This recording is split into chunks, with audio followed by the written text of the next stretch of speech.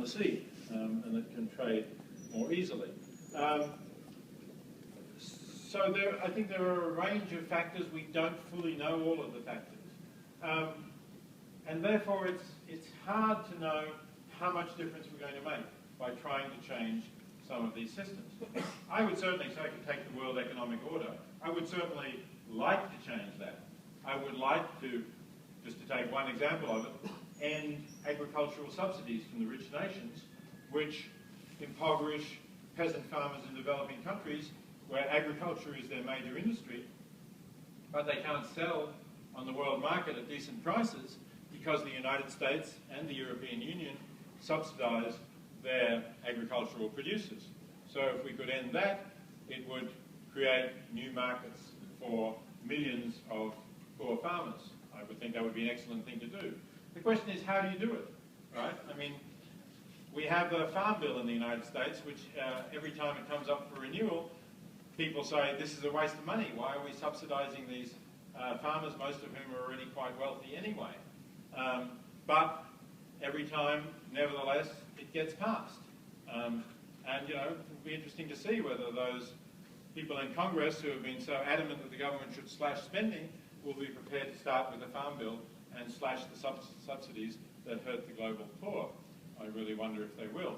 So, yeah, I'd support, you know, if somebody says, I'm not going to give to one of those Give Well charities, I'm going to give to an organisation that's lobbying to stop agricultural subsidies that hurt the global poor, I'd say, go ahead. That's a good thing to do. I think it's a high-risk attempt to improve the position of the global poor because it's unlikely that you're going to succeed. But if you did succeed, if you were contributing to the success of such a bill, you would help millions of people.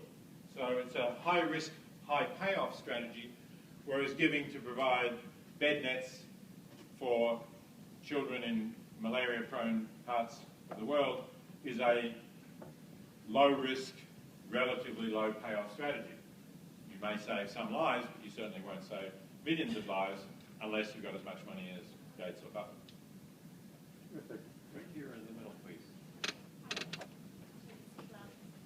We're trying to get the mic to you. Thanks so much. This is really interesting. So I subscribe to this belief, and you know, I have a mathematician as a husband, so I told him to figure out the most effective place, and he found Give Well, and he gave to that organization that was up there against malaria. It was great. My mom doesn't have breast cancer. My dad wasn't a Vietnam vet with PTSD. I was raised an atheist, and I don't have a strong emotional connection really to any particular charity like breast cancer. And I imagine a lot of people in this room do, and that they probably give to that because maybe their mother or a close person in their life suffered from that. And I wonder if that speaks to sort of different motivations that people have when they give to charity.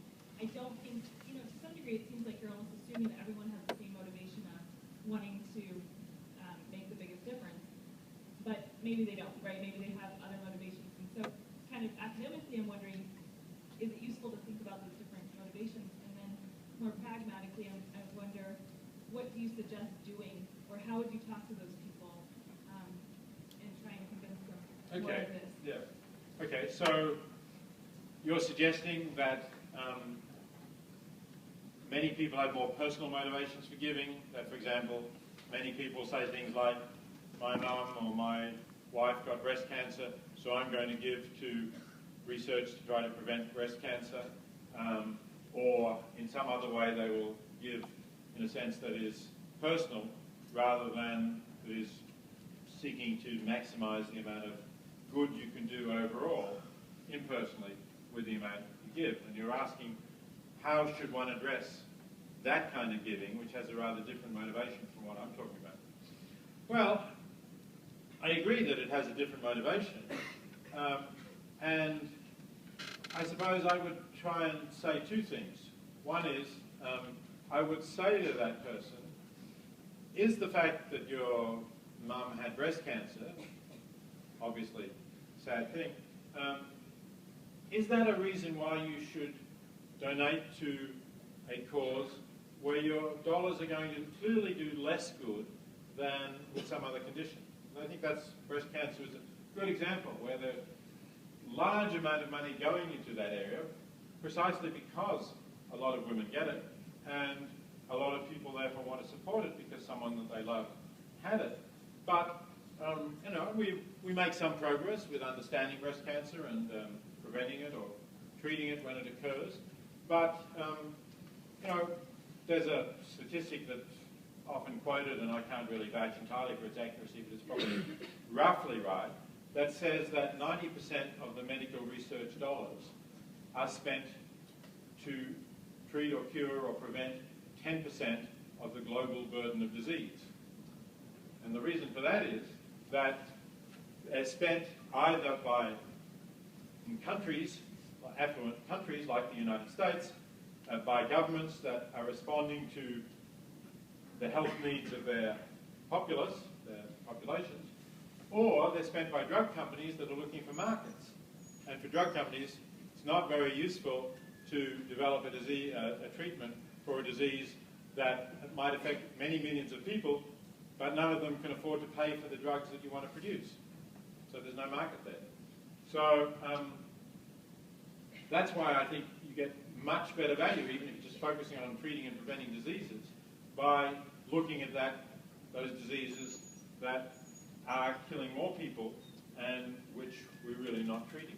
So I would try to make that point and say, wouldn't you want at least some of this money to go where it is going to do the most good to everyone, not just to people who have the same disease that your mother had?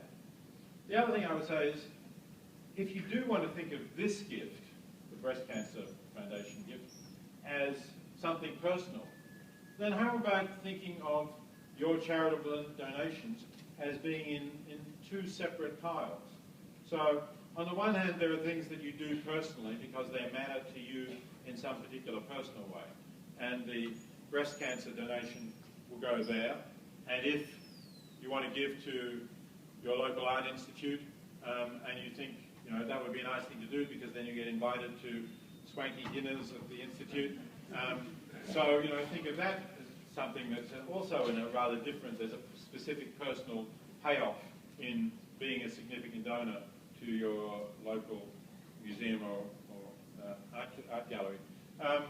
But then have another set of charitable gifts where you are giving in the way that you suggested that you and your husband are doing, that is, that you look at where you can have the maximum amount of impact, where you get the best value from the dollars that you give.